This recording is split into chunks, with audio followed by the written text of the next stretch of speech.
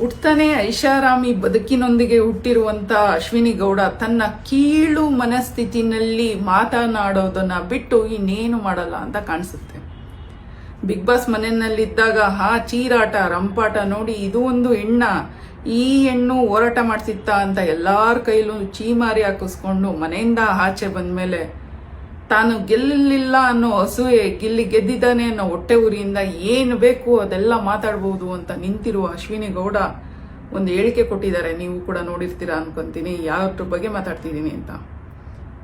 ಬಡವ್ರ ಮನೆ ಮಕ್ಕಳು ಗೆಲ್ಲಬೇಕು, ಬೆಳಿಬೇಕು. ಆದರೆ ಗಿಲ್ಲಿ ಬಡವನಾ? ಆ ಡ್ರಾಮದ ನಗು ನೋಡಿದ್ರೆ ಒಂಥರ ಆಗುತ್ತೆ. ಆ ನಗು ನೋಡಿದ್ರೆ ಎಷ್ಟು ಡ್ರಾಮಾಗಾತಿ ಅಂತ. ಈ ಡ್ರಾಮಾನ ಸಿನಿಮಾದಲ್ಲಿ ನೀಟಾಗಿ ಮಾಡಿದ್ರೆ ಇನ್ನೂ ಒಂದು 100 ಸಿನಿಮಾ ಮಾಡಿದ್ದೀನಿ ಅಂತೀಯ. ಇನ್ನೂ ಒಂದು 200 ಸಿನಿಮಾ ಸಿಕ್ತಿದ್ವಲ್ಲ ತಾಯಿ. ಇಷ್ಟು ಡ್ರಾಮಾನ ಜನಗಳ ಮುಂದೆ ಮಾಡ್ತೀಯಲ್ಲ. ವಿಷಯಕ್ಕೆ ಬರೋಣ. ಏನು ಗೆಟಪ್ ಹಾಕೊಂಡು ಗಿಲ್ಲಿ ಬಡವ ಏನಲ್ಲ. ಗಿಲ್ಲಿ ಗೆಟಪ್ ಹಾಕೊಂಡು ಬಡವಂತರ ಗೆಟಪ್ ಹಾಕೊಂಡು ಇದನ್ನ ಗೆದ್ದಿರೋದಷ್ಟೇ. ಬಿಗ್ ಬಾಸ್ನ ಟ್ರೋಫಿನ ಗೆದ್ದಿರೋದಷ್ಟೇ. ಅವನು ಬಡವ ಅಲ್ಲ. ಈಗ ನಿಮಗೆ ಇಲ್ಲಿ ಗಿಲ್ಲಿದು ಮನೆ ತೋರಿಸ್ತೀವಿ, ಒಂದ್ಸಲ ನೋಡ್ಕೊಂಬನ್ನಿ ಗಿಲ್ಲಿ ಮನೆ ಹೇಗಿದೆ ಅಂತ, ಆಮೇಲೆ ಇದು ಗಿಲ್ಲಿ ಅವರ ಮನೆ. ಎಷ್ಟು ಚೆನ್ನಾಗಿದೆ ನೋಡಿ. ಐಷಾರಾಮಿ ಬಂಗ್ಲೆ. ಅಶ್ವಿನಿ ಗೌಡ ಹೇಳಿದ ಥರನೇ ನೋಡಿ ಮಾತಾಡೋದನ್ನ ಎಷ್ಟೊಂದು ಸಲ ತಿಳಿದಿರ್ತೀವಿ. ಆದರೆ ಇಷ್ಟೊಂದು ಮೊಂಡುತನದಲ್ಲಿ ನಾನು ಗೆಲ್ನಿಲ್ವಲ್ಲ ಅಂತ ಆಟದಲ್ಲಿ ಆ ತಾಯಿ ಮಾತಾಡಿದ ರೀತಿ ನಿಮಗೆ ಅರ್ಥ ಆಗಿರ್ಬೋದು. ಈ ಥರ ಒಂದು ಪರಿಸ್ಥಿತಿನಲ್ಲಿದ್ದಾರೆ. ನೋಡಿದ್ರಲ್ವಾ, ಗಿಲ್ಲಿ ಮನೆ ತೋರಿಸಿದ್ವಿ. ಗಿಲ್ಲಿ ಮನೆಯಲ್ಲಿ ಎಷ್ಟು ಐಷಾರಾಮಿ ಬಂಗ್ಲೆ ನೋಡಿದ್ರಿ ನೀವು.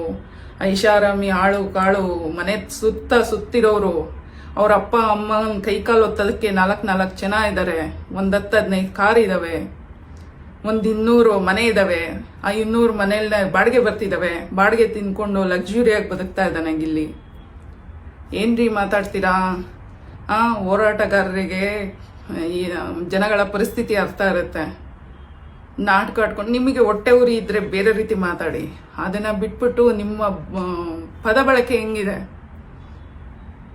ಗಿಲ್ಲಿ ಇಷ್ಟು ದಿವಸ ಬಿಗ್ ಬಾಸ್ ಮನೆಯಲ್ಲಿ ಇದ್ರು ಕೂಡ ನಾನು ಬಡವ, ನಾನು ಅಷ್ಟು ಕಷ್ಟಪಟ್ಟೆ, ನಾನು ಇಷ್ಟು ಕಷ್ಟಪಟ್ಟೆ ಯಾವತ್ತೂ ಬಂದಿಲ್ಲ.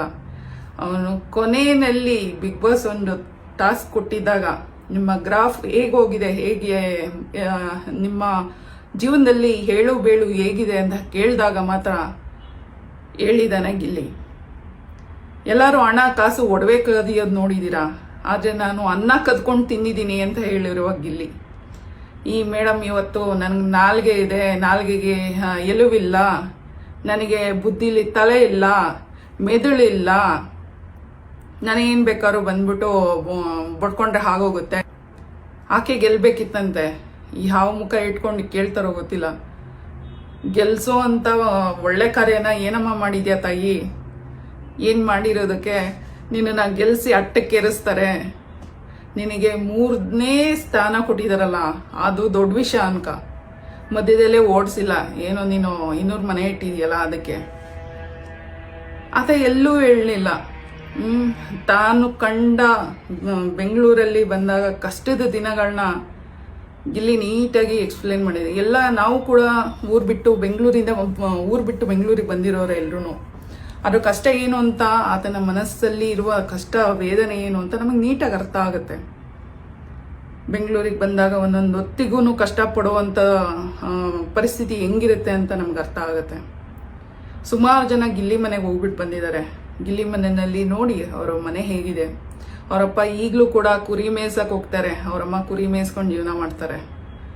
ನೀವು ಹೇಳೋ ಥರ ಅವರ ಬದುಕು ಅಷ್ಟು ಚೆನ್ನಾಗಿದ್ದಿದ್ದರೆ ಅವ್ರು ಆರಾಮಾಗಿ ಒಂದು 4-5 ಜನನ ಕೆಲ್ಸಕ್ಕೆ ಇಟ್ಕೊಂಡು, ನಿಮ್ಮ ಪ್ರಕಾರ 100 ಜನನ ಕೆಲ್ಸಕ್ಕೆ ಇಟ್ಕೊಂಡು ಆರಾಮಾಗಿ ಗದ್ದೆಗೆ ಮೇಲೆ ಕೂತಿರೋರು. ಗೆದ್ದಿಲ್ವಾ? ನೀವೇನಕ್ಕೆ ಗೆದ್ದಿಲ್ಲ ಅದನ್ನು ಮಾತಾಡಿ. ಅವನು ಬಡವನ, ಅವನು ಶ್ರೀಮಂತನ? ನಿಮ್ಮ ಮನೆಯಿಂದ ಏನಾದ್ರು ತೊಗೊಂಡೋಗಿ ಕೊಟ್ಟಿದ್ದೀರಾ ಅವನು ಬಡವ ಅಲ್ಲ ಅಂತ ಹೇಳೋದಕ್ಕೆ? ಇಲ್ಲ ಯಾರಿಗಾರು ಒಬ್ರಿಗೆ ಹೆಲ್ಪ್ ಮಾಡಿದ್ದೀರಾ? ಯಾವ ರೀತಿಯಲ್ಲಿ ನೀವು ಅವನ ಬದುಕನ್ನ ನೀವು ಮಾತಾಡೋಷ್ಟು ಇಟ್ಕೊಂಡಿದ್ದೀರಾ? ದೊಡ್ಡವರಿಗೆ ದೊಡ್ಡತನ ಎದ್ದು ಕಾಣಿಸ್ಬೇಕಂತೆ. ಆದರೆ ನಿಮ್ಮಲ್ಲಿರುವುದೆಲ್ಲ ಸಣ್ಣತನ ಕೀಳು ಬುದ್ಧಿ ಅಂತಾರಲ್ಲ, ಅದು ಎದ್ದು ಕಾಣಿಸ್ತಾ ಇದೆ. ಒಬ್ಬ ಗೆದ್ದಿದ್ದಾನೆ, ಅವನು ಬನೀನ್ ಹಾಕೊಂಡು ಅವನು ಇಷ್ಟ ಅದು. ಅವನ ಸಿಂಪ್ಲಿಸಿಟಿ, ನಾನು ಫುಲ್ಲು ಎಲ್ಲ ಕಡೆ ನಾನು ಏನು ಕಾಮಿಡಿ ಶೋಗಳು ಮಾಡಿದ್ದೀನಿ, ಹೀರೋ ಥರ ಡ್ರೆಸ್ ಹಾಕ್ಕೊಂಡು ಹೀರೋ ಥರ ತಲೆ ಬಾಚ್ಕೊಂಡು ಸುತ್ತಣ. ಅವನಿಗಿಲ್ಲ ಅದು. ಮನೆಯಲ್ಲಿ ಹೇಗೆ ಚಡ್ಡಿ ಬನ್ನಿನಲ್ಲಿ ಇರ್ತಾರೆ ಹಂಗೆ ಅವನು ಅದು ಮನೆ ಅಂತ ತಿಳ್ಕೊಂಡು ಅವನ ಪಾಡಿಗೆ ಅವನು ಯಾರಿಗೂ ಕೇರೆ ಅಂದಂಗೆ ಜೀವನ ಮಾಡ್ಕೊಂಡು ಬಂದಿದ್ದಾನೆ. ಒಳಗಡೆ ಅವನ ಹತ್ರ ಏನು ದಬಾಕಕ್ಕಾಗ್ಲಿಲ್ಲ. ತಮ್ಮ ಮಾತಿನ ಶೈಲಿ ಕರೆಕ್ಟಾಗಿದ್ದಿದ್ರೆ, ತಮಗೆ ನಯ ವಿನಯ ಅನ್ನೋದು ತುಂಬಿ ತುಳುಕಿದ್ದಿದ್ರೆ, ಹೊರಗಡೆ ಜನಗಳಿಗೆ ಇಷ್ಟ ಆಗಿದ್ದಿದ್ರೆ ನಿಮ್ಮನ್ನು ಎತ್ತಿ ಮೆರೆಸೋರು. ಒಂದು ಹೆಣ್ಣೆ ಗೆಲ್ಲಬೇಕು ಅಂತ ಹೆಣ್ಣಿಗೆ ಸಪೋರ್ಟ್ ಕೊಡ್ತಿದ್ವಿ. ತಾವು ಮಾಡಿರೋ ಅಂಥ ಗನಂದಾರಿ ವರ್ಡ್ಸ್ಗಳು ಇನ್ನೂ ನಮ್ಮ ಕಿವಿನಲ್ಲಿ ಗುಯಿಗುಡ್ತಾ ಇದೆ. ನಿಮ್ಮ ಏನು ರೌದ್ರ ಅವತಾರನ ನೋಡಿ ಒಂದೇ ಒಂದು ಮಾನವೀಯತೆಯ ಮಾತು ನಿಮ್ಮಲ್ಲಿ ಇರಲಿಲ್ಲ. ಏಕ್ದಮ್ ಅಹಂಕಾರ ತುಂಬಿದಂಥ ಮಾತು. ಇದನ್ನ ಜನಗಳು ಯಾಕೆ ಇಷ್ಟಪಡ್ತಾರೆ? ಅದು ನಾನು ತಗೋಬೇಕಿತ್ತು. ಯಾವ ಮಟ್ಟಿನಲ್ಲಿ ತಗೋತೀರಾ? ಯಾವ ರೀತಿನಲ್ಲಿ ಹೇಳ್ತೀರಾ? ಇವತ್ತು ಗಿಲ್ಲಿಗೆ ಫ್ಯಾನ್ ಅಭಿಮಾನಿಗಳು ಕೋಟ್ಯಾಂತರ ಜನ ಆಗಿದ್ದಾರೆ. ನಿಮಗೆ ಬೆರಳು ಎಣಿಕೆವಷ್ಟೇ. ನೆನ್ನೆ ಒಂದು ವಿಡಿಯೋ ಮಾಡಿದ್ದೆ ಇದ್ರ ಬಗ್ಗೆ. ಬಡವ ಅಂತ ಗೆಟಪ್ ಹಾಕೊಂಡು ಇದನ್ನೆಲ್ಲ ಗಿಟ್ಟಿಸ್ಕೊಂಡಿದ್ದಾನೆ ಕಪ್ಪುನ ಅಂತ ಹೇಳಿದಾಗ ಒಂದು ವಿಡಿಯೋ ಮಾಡಿದ್ದೆ. ಅದಕ್ಕೆ ಯಾವನ ಒಬ್ಬ ಹಾಕಿದ್ದಾನೆ, ಹಳ್ಳಿ ಮನೆಗಳು ಹಂಗೆ ಇರ್ತವೆ, ಬೆಂಗಳೂರಲ್ಲಿ ಅವನು ಆರಾಮಾಗಿದ್ದಾನೆ, ಬೆಂಗಳೂರು ಆರಾಮ್ ಜೀವನದಲ್ಲಿ ಇದ್ದಾನೆ ಅಂತವನೇ. ಅವ್ರನ್ನ ಸಪೋರ್ಟ್ ಮಾಡೋರ ಮನಸ್ಥಿತಿನೂ ಹಂಗೆ ಇರುತ್ತಲ್ಲ, ಏನು ಮಾಡೋಕ್ಕಾಗತ್ತೆ ಅಂತವ್ರಿಗೆ. ಅವನೇ ಕೊನೆಯಲ್ಲಿ ಹೇಳಿದ್ದಾನಪ್ಪ, ಒಂದ್ಸಲ ನೋಡು, ಯಾರೋ ಆರ್ಯಗೌಡ ಅಂತ ಯಾರೋ ಒಬ್ಬ ಬಂದು ಹಾಕಿದ ಮೆಸೇಜ್ನ. ಬೆಂಗಳೂರಿಗೆ ಬಂದು ಒದ್ದಾಡಿದ ದಿನ. ಈಗ ಬಿಗ್ ಬಾಸ್ಗೆ ಹೋಗೋಕ್ಕೂ ಮುಂಚೆ ಒಂದು ವಿಡಿಯೋ ಮಾಡಿದ್ದಾರೆ ಅವ್ರ ರೂಮ್ದು. ಹೆಂಗಿದೆ ಒಂದು ರೂಮು, ಎಷ್ಟು ಮಟ್ಟಿಗೆ ಒಂದು ಮನುಷ್ಯ ಉಸಿರು ಕಟ್ಕೊಂಡು ಬಾಳೋದಕ್ಕೆ ಒಂದು ರೂಮ್ ಎಷ್ಟು ಬೇಕೋ ಅಷ್ಟಿದೆ. ಯಾವುದನ್ನ ನೋಡಿ ಅವನನ್ನು ಅಳಿಯಕ್ಕೆ ಹೋಗ್ತಿದ್ದೀರಾ? ಹೊಟ್ಟೆ ಊರಿನ ಬೇರೆ ರೀತಿ ತೋರಿಸ್ರಿ. ನಿಮ್ಮ ದೊಡ್ಡತನ ಎಲ್ಲಿದೆ? ದೊಡ್ಡ ಮನೆಯಲ್ಲಿ ಹುಟ್ಟಿದಿರಲ್ಲ, ಅವ್ರಿಗೆ ಬಿಟ್ಟಾಕಿ. ದೊಡ್ಡತನ ಎಲ್ಲಿದೆ ನಿಮಗೆ? ನಿಮ್ಮಪ್ಪ ಎಲ್ಲ ಮಾಡಿಟ್ಟೋಗಿದ್ದಾರೆ, ಎಲ್ಲ ನನ್ನ ಮಕ್ಕಳು ಐಷಾರಾಮಿ ಜೀವನ ಮಾಡಲಿ ಅಂತ. ಅದನ್ನು ಮನಸ್ಸಲ್ಲಿ ಅಟ್ಲೀಸ್ಟ್ ನಿಮ್ಮಪ್ಪ ಕೊಟ್ಟಿರೋ ಎಲ್ಲ ಐಷಾರಾಮಿ ಜೀವನದಲ್ಲಿ ಒಂದು ದೊಡ್ಡ ಮನಸ್ಸನ್ನು ನೀವು ಹುಟ್ಟಿಸ್ಕೊಳ್ಳಿ. ನಿಮ್ಮಪ್ಪ ಕೊಟ್ಟಿರೋದ್ರಲ್ಲೇ ಜೀವನ ಮಾಡ್ತಿದ್ದೀರಾ, ಆ ಮನಸ್ಥಿತಿನಾರು ನೀವು ಬೆಳೆಸ್ಕೊಳ್ಳಿ. ನನ್ನ ಮಗಳು ಒಳ್ಳೆ ಹೆಸರು ಪಡೆದ್ಲು ಅಂತ ಅವ್ರಿಗೂ ಒಂದು ಹೆಮ್ಮೆ ಆಗುತ್ತೆ. ಮೇಲಿಂದ ನೋಡಿ ಖುಷಿ ಪಡ್ತಾರೆ. ಅವರು ನಿಮ್ಮ ತಂದೆ ಎಷ್ಟು ಕಷ್ಟಪಟ್ಟಿರ್ತಾರೆ ಗೊತ್ತಾ ಈ ಜೀವನನ ನಿಮಗೆ ಕೊಡೋದಕ್ಕೆ. ಅವ್ರಿಗೆ ಗೊತ್ತು ಕಷ್ಟ ಅಂದ್ರೇನು, ಬಡವರು ಅಂತ ಅಂದ್ರೆ ಏನು ಅಂತ. ಬಟ್ ಎಲ್ಲ ತಗೊಂಡಂತ ನೀವು ಅದಕ್ಕೆ ಯಾವುದೇ ವ್ಯಾಲ್ಯೂ ಇಲ್ಲ ಜೀವನ ಮಾಡ್ತೀರಾ. ಮನುಷ್ಯ ಮಾತಾಡಿ ಕೆಡ್ತಾನಂತ. ಆ ರೀತಿ ಯಾರು ನಾನು ಮಾತಲ್ಲೇ ವಿನ್ ಆಗಬೇಕು ಅನ್ನೋನು ಜೀವನದಲ್ಲಿ ಯಾವಾಗೂ ಸೋಲ್ತಾನೆ. ಎಷ್ಟೇ ದೊಡ್ಡವನಾದ್ರೂ ಅಷ್ಟೇ, ಎಷ್ಟೇ ದೊಡ್ಡವನಾದ್ರೂ ಜೀವನದಲ್ಲಿ ಸೋಲ್ತಾ ಬರ್ತಾನೆ. ತನ್ನ ಮಾತೆ ಗೆಲ್ಲಬೇಕು ಅಂತ ಹೋಗೋನು. ಆ ಮಾತಲ್ಲಿ ಅರ್ಥ ಹುಡ್ಕೋನು ಯಾವತ್ತೂ ಜೀವನದಲ್ಲಿ ಎಷ್ಟೇ ಕೆಳಗಡೆ ಇದ್ರೂ ಅವನು ಎದ್ದು ನಡೀತಾನೆ. ಹೌದು, ಬಡವನಾಗಿ ಹುಟ್ಟೋದು ತಪ್ಪಿಲ್ಲ, ಬಡವನಾಗಿ ಸಾಯೋದು ತಪ್ಪಂತೆ. ಹಂಗೆ ಗಿಲ್ಲಿ ಬಡವನಾಗಿ ಹುಟ್ಟಿರ್ಬೋದು, ಮುಂದಕ್ಕೆ ತುಂಬ ಮನಸ್ಸಲ್ಲಿ ಒಳ್ಳೆ ವ್ಯಕ್ತಿಯಾಗಿ ಬದುಕ್ತಾನೆ ಅಂತ ಒಂದು ಆಸೆ ಇಟ್ಕೊಂಡಿದ್ದೀವಿ. ಮನೆ ಚಿಕ್ಕದಾಗಿರ್ಬೋದು, ಮನಸ್ಸು ತುಂಬ ದೊಡ್ಡದಿದೆ.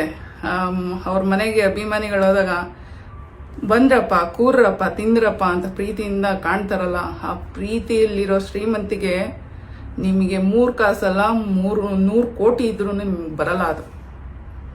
ದಯವಿಟ್ಟು ನಾಲಿಗೆ ಇದೆ ಅಂತ ಆಚಾರ ಇಲ್ಲದ ನಾಲಿಗೆ, ನೀಚ ಬುದ್ಧಿ ಬಿಡು ನಾಲಿಗೆ. ಇದಕ್ಕೆ ಮುಂಚೆ ಹೇಳಿದ್ದೀನಿ ಈ ಲೈನನ್ನು. ನೀಚ ಬುದ್ಧಿ ಮಾಡ್ಕೊಬಾರ್ದು. ನಾಲಿಗೆ ಇರುತ್ತೆ ಎಲ್ರಿಗೂ. ನಾಲ್ಗೆಲ್ಲಿ ಗೆಲ್ಲೋಕೆ ಹೋಗ್ಬೇಡಿ ಮೇಡಮ್. ಈ ಆಚೆ ಬಂದಿದ್ದೀರಾ, ಒಂದು ಒಳ್ಳೆ ಹೆಸರು ಗಳಿಸಿ.